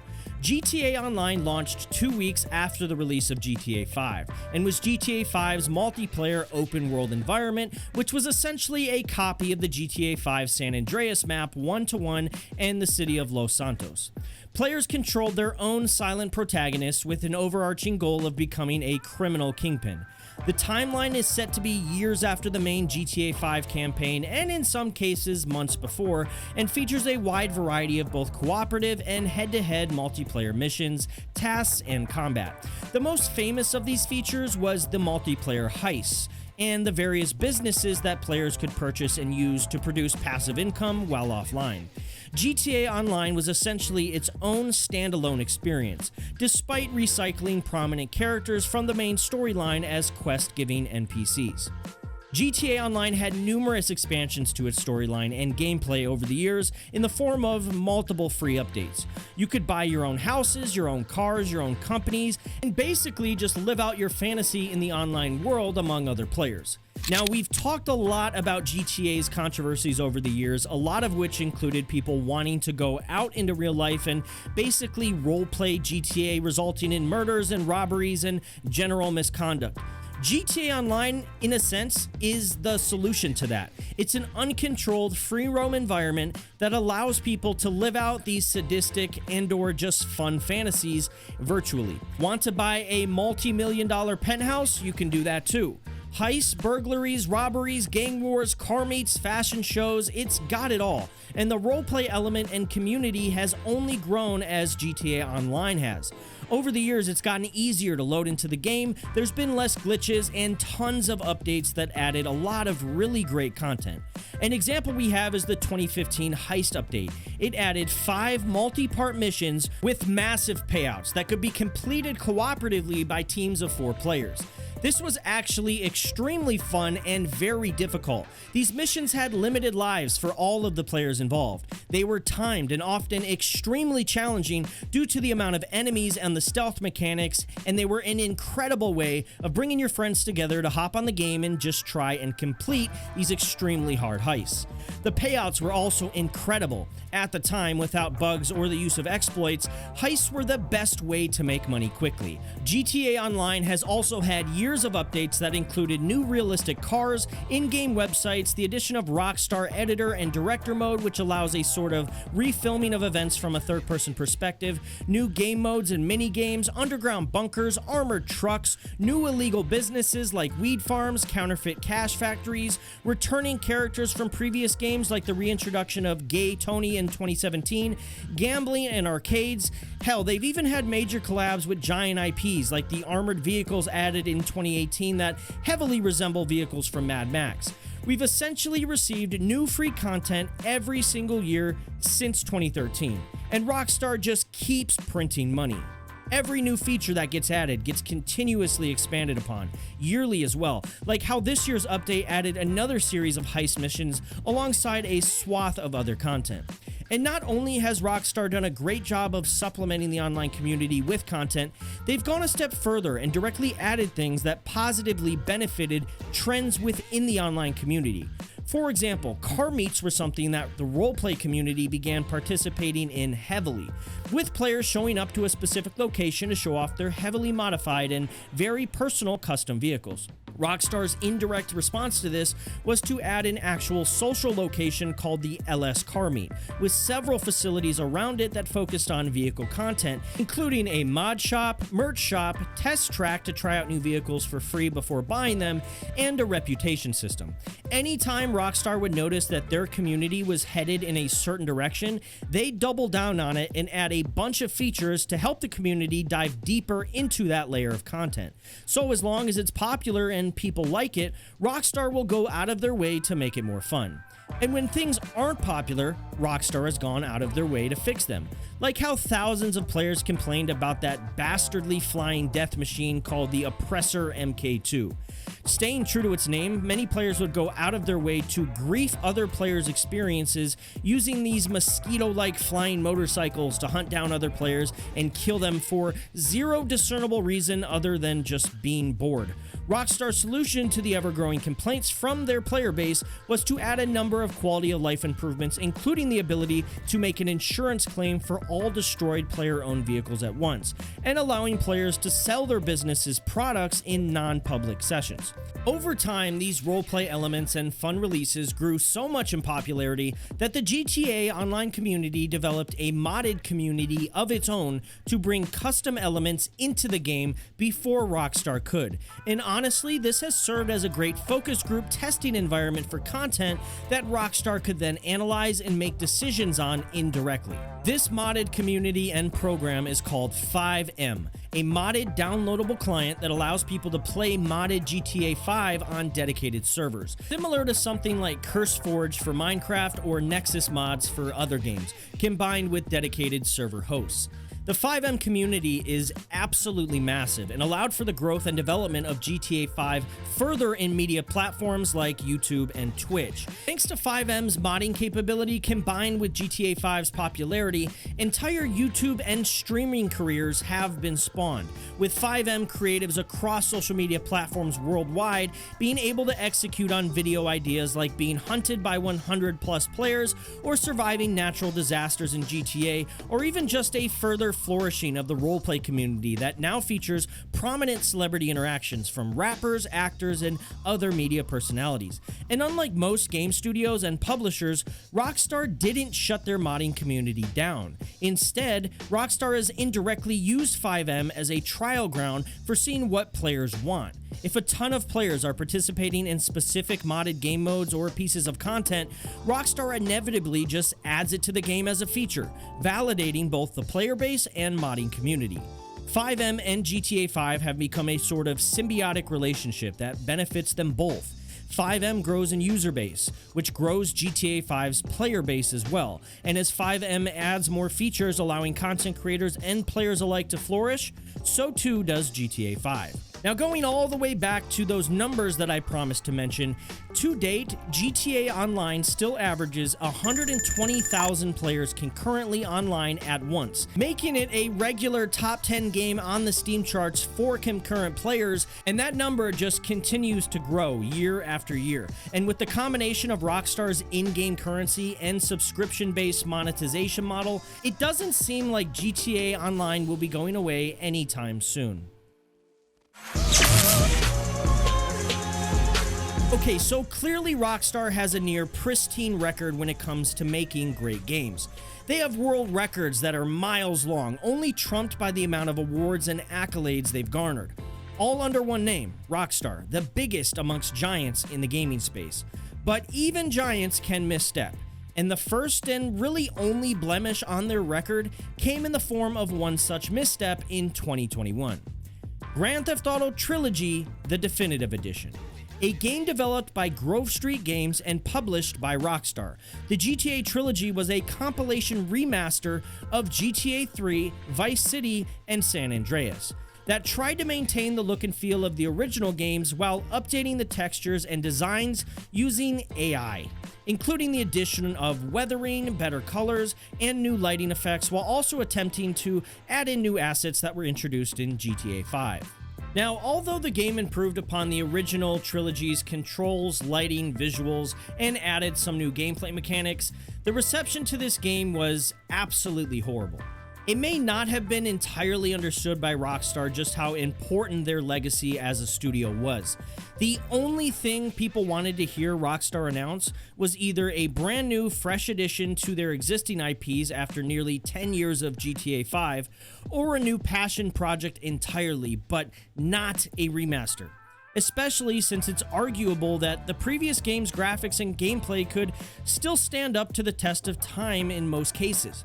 Not to mention the Windows release in particular, a now major component of Rockstar's sales for the trilogy, wasn't even playable for the first 3 days after launch. On top of that, Rockstar made a decision that felt like a clear money grab upon the game's release by removing the original 3 games from sale, although they did later add them back after some backlash. What makes matters worse is these 3 games were originally developed by Rockstar North, not Grove Street Games. And Rockstar North's teams never really imagined they'd have to revisit the source material of these projects.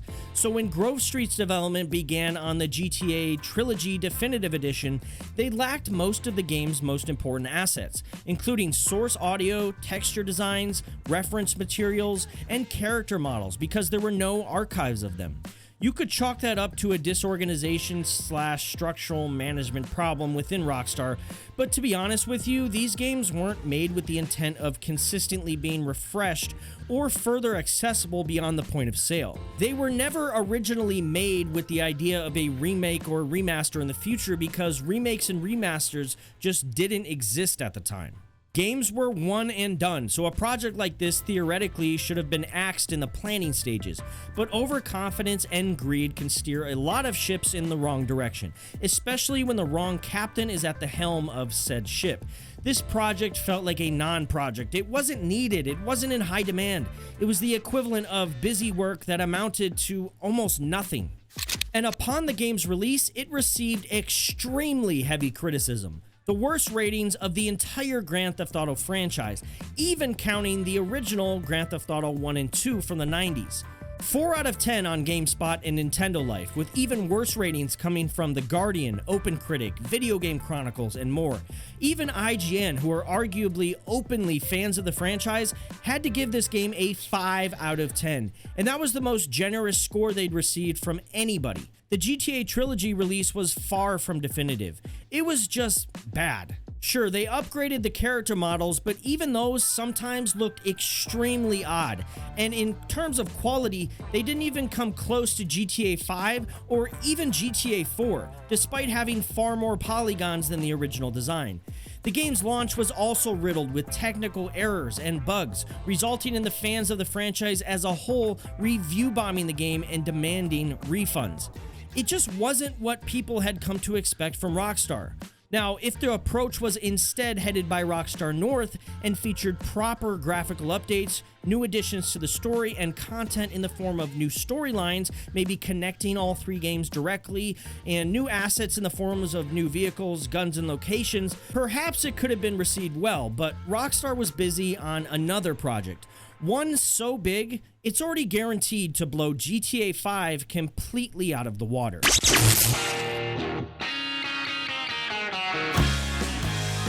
And of course, we're talking about GTA 6. Following the release of GTA 5 in 2013, Rockstar North's president at the time stated publicly that the company had ideas for the series' next century, all but confirming GTA 6 was definitely going to happen. Since then, we received a few statements from Rockstar and the first official trailer on December 4th, 2023. There are literally hundreds of videos on YouTube speculating about what GTA 6 might be, so for the sake of historical accuracy, since this is a kind of documentary, I'm going to stick to what Rockstar has actually confirmed. It will take place in the state of Leonida, which is essentially Florida in the modern day. For the first time ever, there will be a female protagonist, Lucia, as well as a male protagonist, Jason, who operate as a sort of Bonnie and Clyde crime duo. Based on the trailer, the game seems to open up with Lucia being newly released from prison, but quickly returning to a life of crime with her man, Jason. Outside of those details, there's really not much we can confirm. However, something we do know for a fact is that GTA 6 is the most anticipated game of all time, and it's really not even close. It's more anticipated than games like even Cyberpunk. There are people who grew up on the entire GTA franchise, loved every single game wholeheartedly, and have since graduated college or even started families of their own. The last entry in the GTA franchise, GTA 5, broke 7 world records and was the highest grossing piece of media to date. And since then, we've seen major technological and graphical improvements across the board worldwide that Rockstar will be utilizing in GTA 6. It's been 10 years with GTA 5, so I really can only imagine what GTA 6 is going to look like. The announcement of the trailer alone was the most liked gaming-related post on Twitter in history. The trailer broke the record for most first-day views on a non-music video on YouTube in 12 hours, reaching 46 million views. Within 24 hours, it reached third most viewed overall at 93 million, with over 8 million likes. Even the song featured in the trailer, Tom Petty's Love is a Long Road, saw a 37,000% increase in Spotify streams, pushing it to second worldwide on iTunes. And that's just from a YouTube trailer and tweet. And as of February 2024, supposedly Rockstar has asked all of its remote employees to return to their offices for the sake of productivity as GTA 6 enters its final stages of development. Despite the delays and silence, we know Rockstar is working hard in the background. Remember, GTA 5 and 4 were such daunting tasks that programmers quit because of the workload. That's how much work goes into a Grand Theft Auto game. It is so hard to create that people would rather give up on making it than press forward because it is a near impossible task. The expectations sitting on a company like Rockstar likely stress developers out of their minds. You've got animators, voice actors, modelers, programmers, playtesters, and more likely working around the clock to guarantee that this game is perfect on launch. And especially after not having a new entry in the series for over 10 years, the public will not be merciful if this game basically doesn't change the video game world with how amazing it is. But let's look at the facts. With every release since GTA 3, Rockstar has given its team basically double the time to work on the next game with at least double the budget. And it's rumored so far that GTA 6's budget has exceeded $1 billion. Development has had multiple challenges though, one of which was the largest leak in video game history that occurred in September of 2022, when someone by the username TpotUberHacker published 90 videos to GTA forums showing nearly an hour of work-in-progress game footage. We will not be able to show you the leaked footage from 2022, but it was so massive that it caused Rockstar to go on an international manhunt to find the suspect. And just 4 days after the leak was public, the 17-year-old suspect was identified as an alleged serial hacker who was responsible for numerous high-profile and Fortune 500 breaches. Yes, he was only 17. And then there was even another leak. Mere hours before Rockstar was scheduled to publish their first ever trailer for GTA 6, the entire trailer was leaked by yet another hacker. However, since then, thankfully, there have not been any more major leaks. GTA 6 is currently scheduled for an autumn 2025 release, so let's pray that there are no more delays and we can get our hands on this game as soon as humanly possible. And that brings us to the end of the controversial rise of Grand Theft Auto. Creating this video was a massive undertaking, and in case you're wondering where sections for some of the smaller games that were released for portable consoles are, such as Liberty City Stories, Vice City Stories, Chinatown Wars, or even GTA Advance, this video was already so massive that I felt it was best to focus on the mainline console releases. I do hope that you enjoyed the video as much as I enjoyed making it, but I feel like my eyes and brain are bleeding, so I'm going to get some much needed rest. If you enjoyed the video, make sure to leave a like, subscribe as I'll be posting more of these gaming history videos regularly, and let me know in the comments which franchise I should cover next. Thanks for watching, everybody. Oh, and before this video ends, I do want to take a second to give credit to all of the creators whose footage appeared in this video. There's some really great GTA creators on the platform. Their channel name and video title is right here, so go check them out. Thanks, everybody.